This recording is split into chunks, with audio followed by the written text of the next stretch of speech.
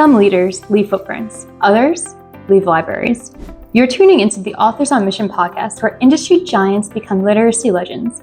In every episode, we talk with authors who turn their brilliance into books that transform lives. I'm Danielle Hutchinson, your host and Chief Creative Officer at Authors on Mission. Welcome to your authorship experience.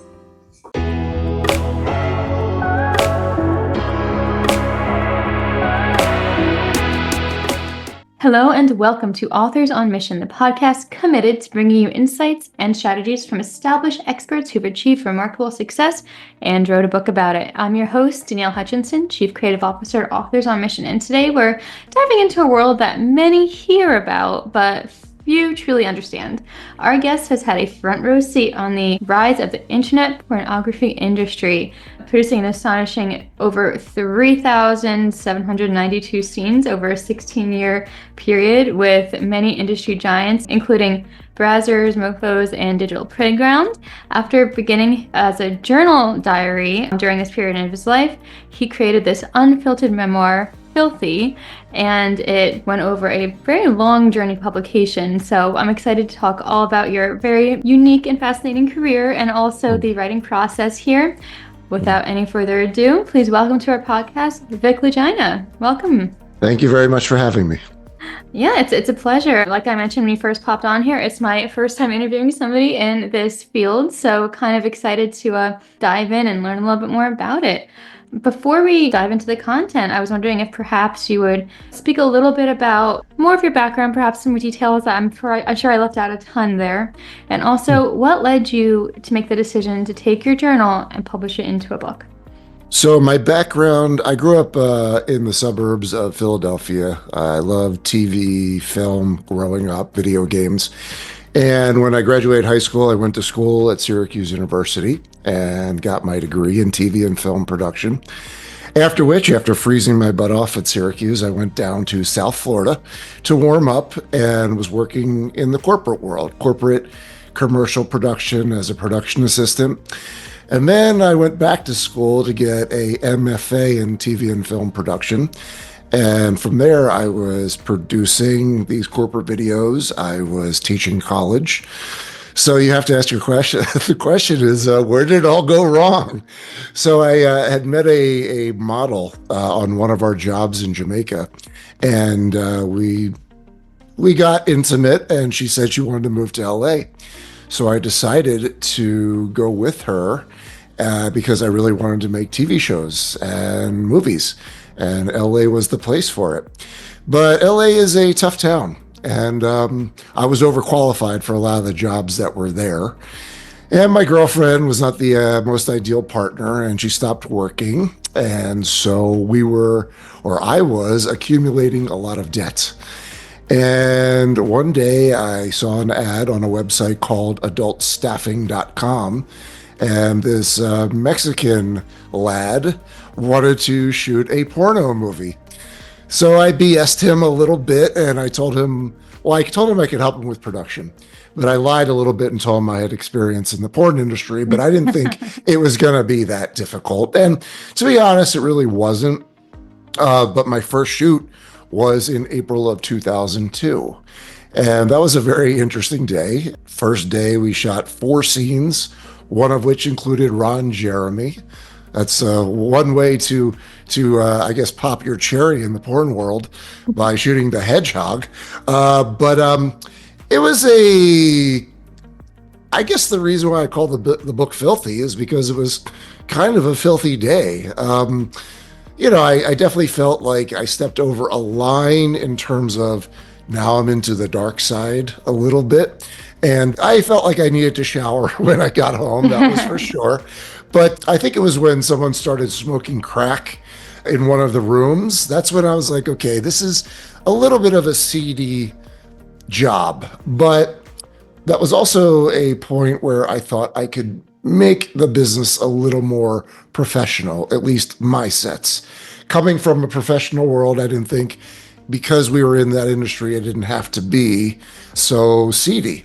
So I used a lot of my experience in the corporate world and applied it to my future sets. And that day started a chain reaction of more shoots and more shoots and more shoots. And eventually I moved back to Florida because I couldn't stay afloat in LA any longer.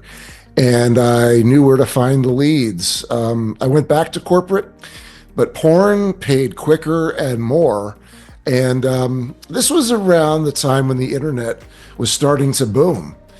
And I got in with the guys who would eventually start a little website called Brazzers, and the rest is history.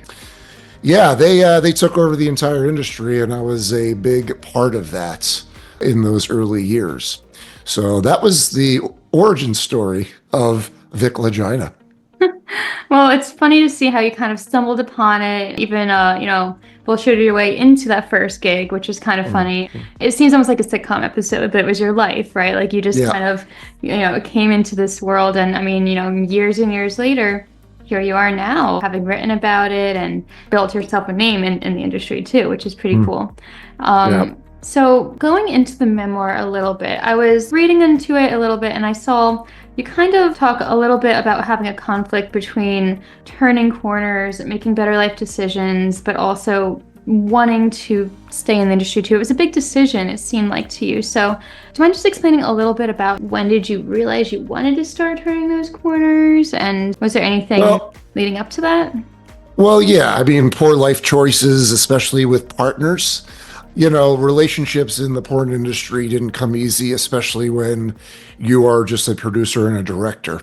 I tried dating and I was more of a novelty to potential partners. So I dated within the industry and that didn't really go well. And I talk about those bad relationships in the book. But, there was one really bad relationship, which was I was engaged, almost a father twice with this terrible person. She miscarried twice, and that was my wake up call to get out of the relationship. But the relationship affected my family, and I didn't know it at the time. But I was experiencing a lot of other people's darkness in the industry, their darker energies. And you mix all of that up. I started doing the bad drugs, namely the cocaine. Part of it was because we were really busy and we had a lot of work. And when you're working a lot, cocaine really does help you have a little more energy and pep in order to get the job done. But there's a lot of bad things about that drug. And so when I was getting out of another relationship or trying to keep another relationship together, this was with a former porn star slash stripper, I decided that, it would be time for me to start journaling this entire journey. At that point, I had been in it for about 12 years. And around that point, I think that details can start getting a little murky. So I felt putting it into a tangible form was a good idea. And when I recapped everything that happened up until that moment, I realized my life was a shit show and that I needed to start making better choices if I was going to ensure a softer landing whenever my time in porn was up. I had no idea the career would go about 20 years. I worked 16 with Brazzers, and that all ended in 2020 when the pandemic hit. But I just was like, let's just get it all into a tangible form. And it really did help me turn some corners and make better life choices. And I found myself crawling out of the abyss and crawling back into the light. So it was really therapeutic in that way. No, thanks for sharing that whole journey with us. And you know what I was realizing as you spoke about it, I kind of started off by saying, was it what made you kind of get out of the industry? But I never actually asked you. I mean, I'm surely there's a lot of good points in being in that industry too. And, not to get too dirty or anything like that, but I'm sure you enjoyed work with a lot of different people and that sort of thing. Would you agree that it did have some high points as well? Well, yeah. I mean, look, I was able to run this thing like a business, and I fortunately was with a company that became the biggest in the world, and so they had a budget. So I had a crew. It was very professional. Not only ethically, but literally, I had the gear, I had the manpower. Every day I was making a short film. They all ended the same, So in that sense, I'd say, okay, it was good. Every day was definitely different no 2 days were ever the same. So every day you would walk into a new adventure. And of course, and this was the sole reason for being in it, was the money. I got myself into debt, as I said, and when the girlfriend of that relationship went away, the debt wound up going away in about 10 months. And that's when I had this booming business. But, look, the reality of the situation was the company changed hands a few times, and with different ownerships came a different vibe. And first ownership, they were great, and it was awesome to be part of like this company that was young and booming and taking over everything, and me being right in the middle and being a big catalyst and all of that. But then, things change. You then have a big expansion when they sold to an entrepreneur that wanted to essentially become the porn monopoly. And they did. They bought up every company that was profitable. And they also started Pornhub. This was in the first iteration of the company. But it was good. I mean, it was always busy and the money was good. And, I like that because I thought, I saw a lot of performers at the time. This is before OnlyFans, where I would see them putting their bodies through the ringer. And because of drug habits or whatever else, bad boyfriends, shopping addictions, whatever, they didn't have a lot to show for it. So I made it a point that if I was going to be filthy, that I would make sure that I had something to show for it when all was said and done. So that's really was the goal that kept me in it. And I liken the whole time for me like riding a wave, and I figure, look, just ride this wave as long as you can. And if you crash on the beach, that's okay. But, let's just see how far it goes. And it went a hell of a lot further than I thought it would. So Yeah, well, I like you describe it as riding a wave, right? And I'm glad we touched upon both, the positives and the negatives of this kind of thing, because you spent so much of your life doing it. And I have to say, it probably was rewarding to be able to create that content, even if it was like a short film, like you said. It's, a matter of directing and running that business, which is kind of cool. Right. Not, of course, the content itself is a lot of fun too, but, the idea of being able to plan it and direct these people and work with these people. And one thing you mentioned just now was kind of like seeing all these people putting their bodies to the ringers. Unfortunately, they're probably in poor life decisions, bad state of their lives, of course. One thing you mentioned in your memoir is that you had to be deliberately selective about which people to protect and which to call out on their bullshit. So I guess I'm curious to know what kind of framework guided these decisions, and maybe you can give us an example of, a situation you had to go through with that. Sure. Well, I, as a person, especially as an employer, liked to help people out.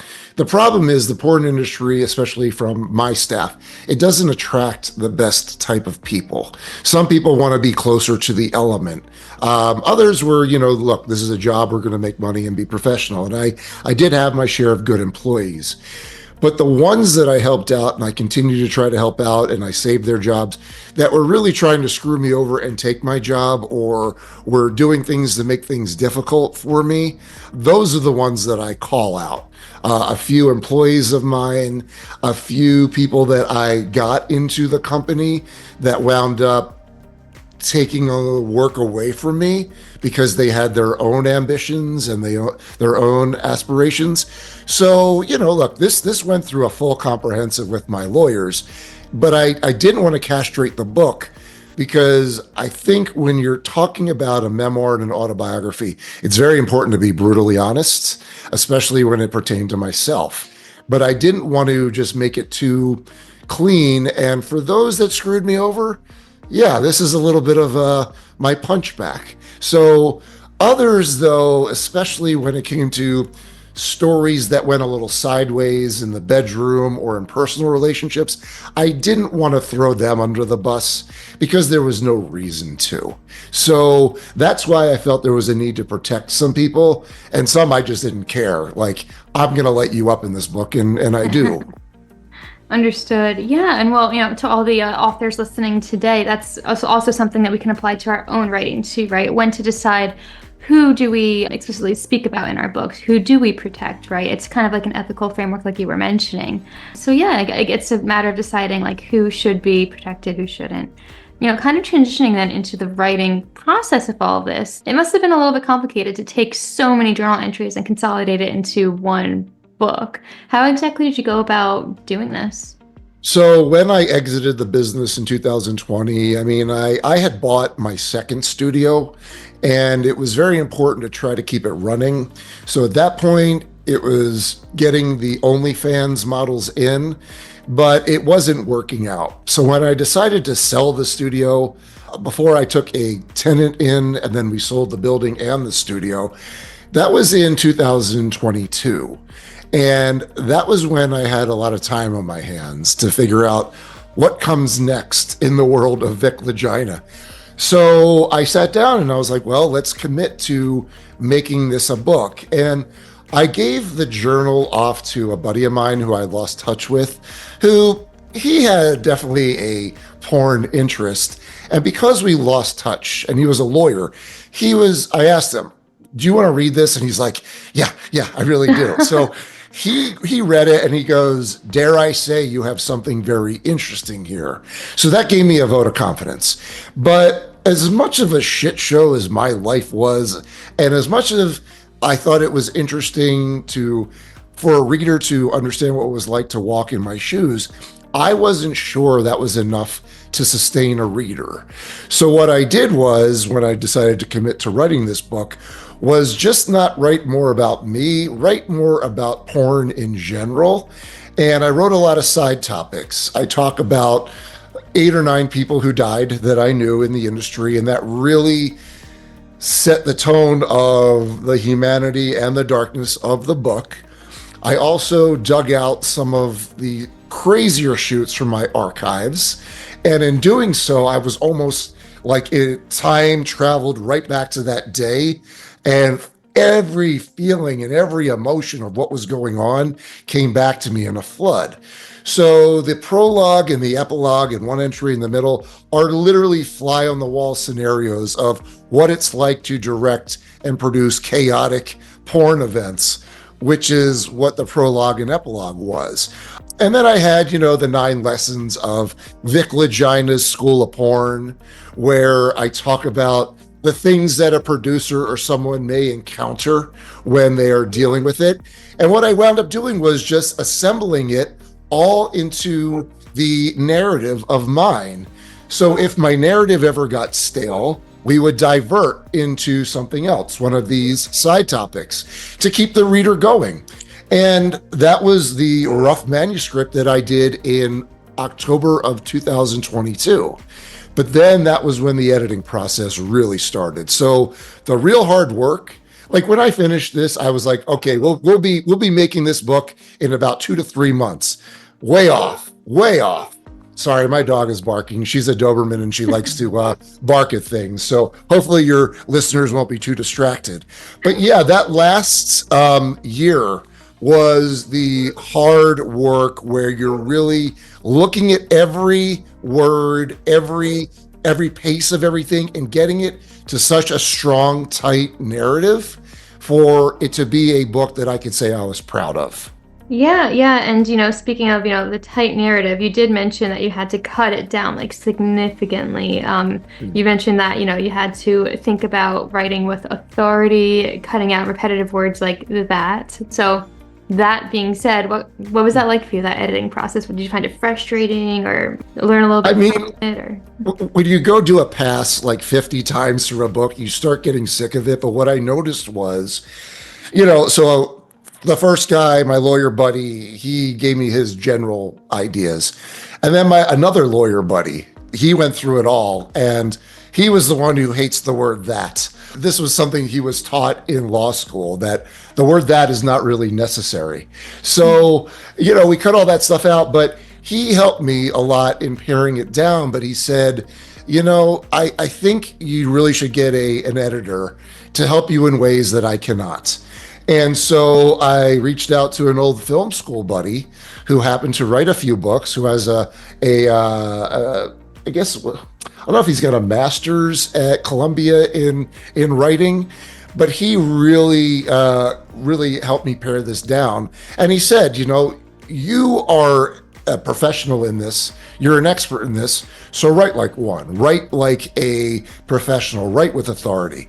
And so the book is broken up into 3 parts. So after he got done with part 1, I saw what we were doing. And by the time I gave him part two, I'd already done another pass, writing with authority. And by the time he got to part three, he was like, dude, you got it now. Like he really said, I don't know if you realize how hard it is to write a good book, but you did. And so having that whole process of two lawyers and a novelist and someone who's got a master's in literature from Columbia really helped me pare it down.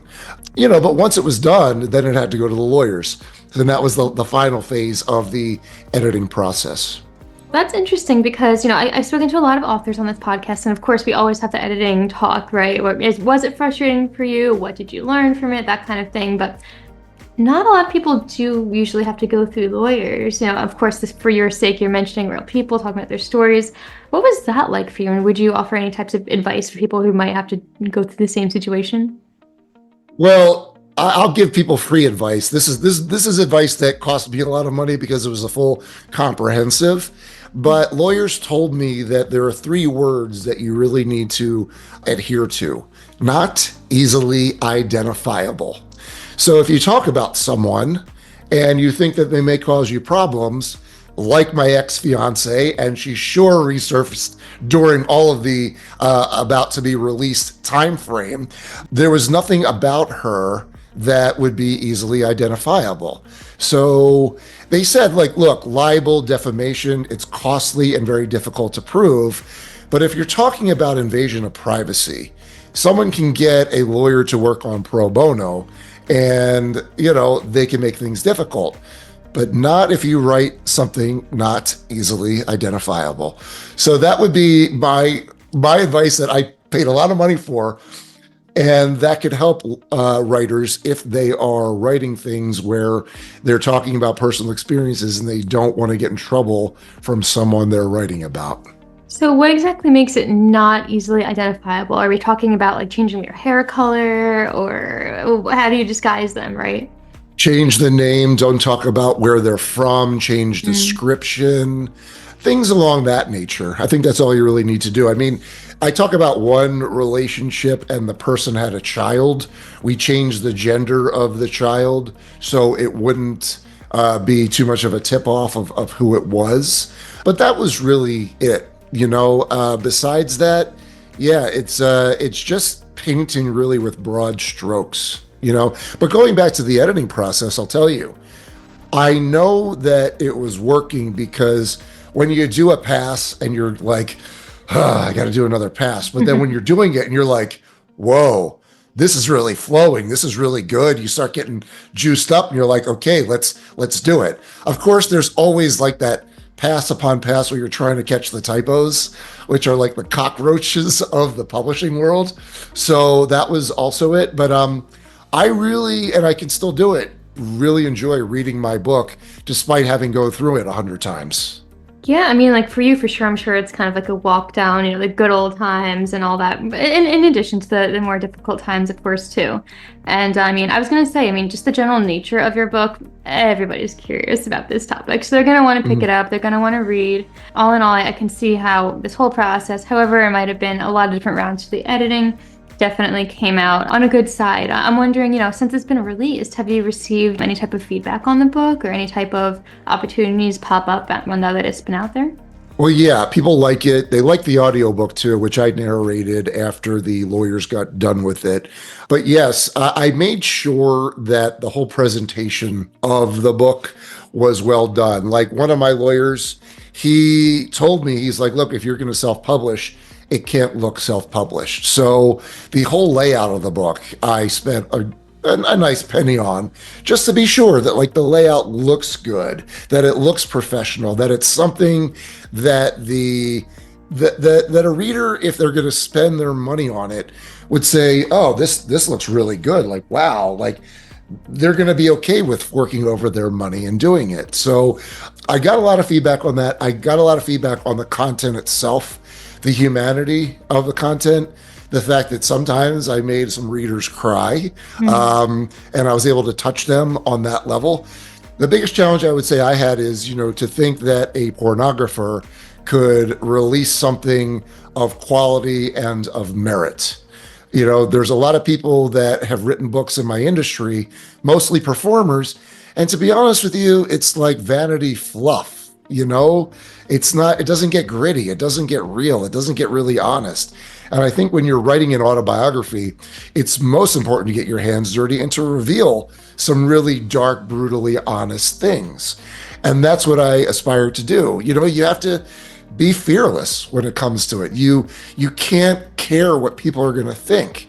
So if I was going to release something, and I've done a lot of creative projects over the years, besides porn, and I didn't think that they were worthy of being released, so I sat on them. But not this. This I wanted to be sure was either good or great. And the feedback I have gotten from people who have read it, and it's sold a lot of copies, they say you nailed it, dude. And I'm like, that makes me feel great. Yeah, definitely. And, I just kind of wanted to bounce off of what you said before. I mean, you do literally start the book with that George Orwell quote, autobiography is only to be trusted when it reveals something disgraceful. So that kind of just branches off what you said about being a little bit messy and all of that too. I just wanted to throw that in there, a little tidbit. Yeah. So was there any particular truths that were difficult to put down on the paper more than others? Just kind of going back to the content a little bit. Well, you do ask yourself, do I really want to reveal this much about me to the world? Right. But I think the reality is that the whole process of me being in the industry, and more importantly, leaving the industry and then reacclimating to being a quote unquote normal person again that is not surrounded by sex and flesh all the time. So I thought, I ended really on a positive and a light note. There is most definitely a character arc in it. I do say that I didn't want to edit the previous entry journals, at least tonally, because I was in a dark spot back then. And maybe I was a bit of an asshole, and maybe I was a dick to my peers, because that's the headspace I was in. But if you're talking about a human journey, especially if you're trying to be a good human, of being a better person, I wanted people to notice that arc that happens. So you have to reveal the things that are tough, even if they're slightly embarrassing, or, the sexcapades that go a little sideways. You're like, do I want to reveal that? But I look at it like this. I didn't want to reveal anything sexually that was hot and romantic and erotic. No. I like the bizarre and awkward. I like it when things go sideways, because to me, that's more fun to read about. So I don't talk about the hot, steamy, satisfactory sex moments. I talk about, oh, that was bad. I wish I could do that one over again. So, and I think it's more entertaining for the reader, and people have agreed with me on that point. Yeah, I guess I was thinking that because this book does carefully balance. It could be something that, somebody picks up thinking it's going to be like a steamy read, right? But that's what you go for the steamy romances for. This is more supposed to be about the truths of the industry in your life, and, kind of shining a light on the things people might not know about. So I see why it works better to focus on those funny blunders, I guess you could say. Yes. And I also wanted to root out the readers who it might not be for them. And I do that with the first line of the prologue. It's basically taking a 2x4, smacking the reader across the face, being like, this is what it is. Are you with me? And if they're with me, then I take them on a really crazy journey that goes a span of literally 20 years of my time in the business. I do always like when authors start with kind of a disclaimer, right? Like, look, this book is not going to do X, Y, and Z. It is here to do A, B, and C, right? Like, letting you know exactly right off the bat what to expect. And I think that's what, drives positive feedback to a book whenever the reader knows exactly what they're going to find. Right. So all this being said, a couple more questions here. First off, you've written this book. It's been out on the shelves. What's next for you? What's next on the agenda? I mean, of course, we've moved on from that industry. What's on the horizon? Well, fortunately, I can live a life of leisure based on the fact that I didn't get married nor reproduced, and I was very smart with my money and reducing my overhead. So You couple that with the fact of the money I made from selling the studio, I can really just wake up every day and figure out what am I going to do. It was suggested when I went to a convention that was here in Vegas, an authors convention, that it is important to continue writing. So I was in the industry for 20 years. I have 3,792 scenes I either produced and or directed under my belt. So there is definitely more stories, more tales from the trenches that I could write about. The question is what is it going to be? Is it going to be a print book like I did already, or is it going to be audio entries? Is it going to be more Kindle versions of it? I didn't really want to know. I don't really know what I'm going to do. What I do know is I put my blood, sweat, tears, soul, everything into Filthy, and it was a deep dive into my soul, and I revealed my soul to the world. So I don't know if I can go that deep again, because a lot of the reasoning behind releasing this was I always felt, for some odd reason, even though it's not true, because I'm very healthy, that I might not be long for this world. So I wanted to write the swan song of Vic Lagina in this book and reveal everything that I felt I wanted to say. But in doing so, well, what more do you have to say? And there's still a lot of gold to be mined from the stories that I have. So, and it seems like people like listening to me talk about them. So that's probably what's going to be next. All right. Yeah, understood. I like that you still have these ideas out there. You do have a lot of content to write about, like you said. So why not pursue it, right? So I like that a lot. Where can our audience stay up to date with this, or even contact you if they want to learn a little bit more, or, ask questions, or, know when these might be released when you do pursue them? Sure. So I always direct people to my website, viclagina.com. There is all the links that you need to buy this book. If you like audiobooks, that was fun to create. That was a 40-day recording process, 50 days editing, my signature of weird. I like to direct people to that because a lot of people don't have time to read, but they do have time to listen, especially if they're traveling. So I will take them on a fun, weird journey through the audiobook. But there's also a trailer on viclagina.com. My feeling was that I had 2 studios under my supervision while I was in the porn industry, but all I did was shoot sex movies. So I felt it would have been a crime for me to be someone who was creative to not shoot something of substance.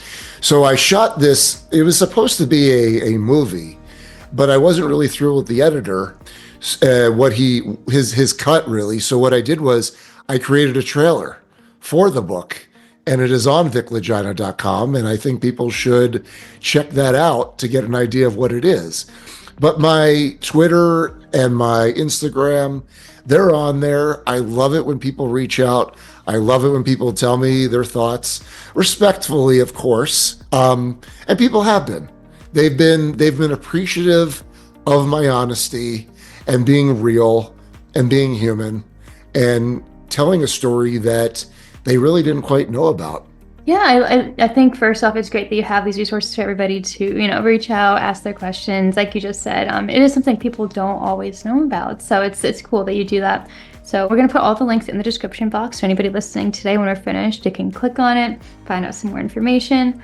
And Vic, I'm wondering, do you have any last bits of advice for all the authors or anybody out there right now who might be trying to write their own memoirs? Sure. One, be honest. Be honest to yourself. But put the work in. You have to put the work in, and you have to promote. You have to keep writing. Just make sure that whatever you release is of quality. Take the time, put the resources behind it, because I think people can sniff out a subpar effort. And if you're going to build a fan base, or if you're going to tell a story that is human and real and impactful, you have to put the work in. Right. Okay. Yeah, definitely. You have to put the work in. You can't just say, like, I'm going to try it. And then if it doesn't work out, you just stop. Any of that stuff. Keep doing it every day. Completely Yeah. understand.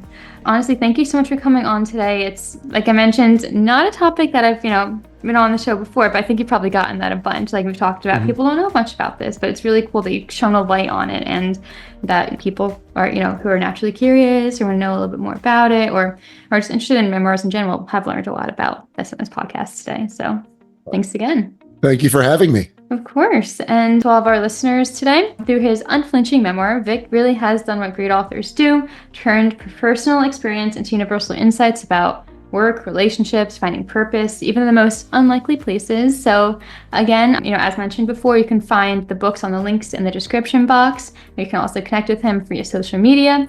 And just remember, at Authors on Mission, we believe that every expert has a unique path to success and a valuable wisdom to share. So again, thank you for joining us as we continue to explore these journeys and empower you to become an expert in your own right as well.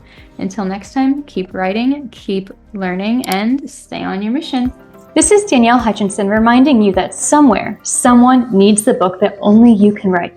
Visit authorsonmission.com to start your legacy. Until next time, keep leading, keep inspiring, and keep thinking in chapters. Have a great day.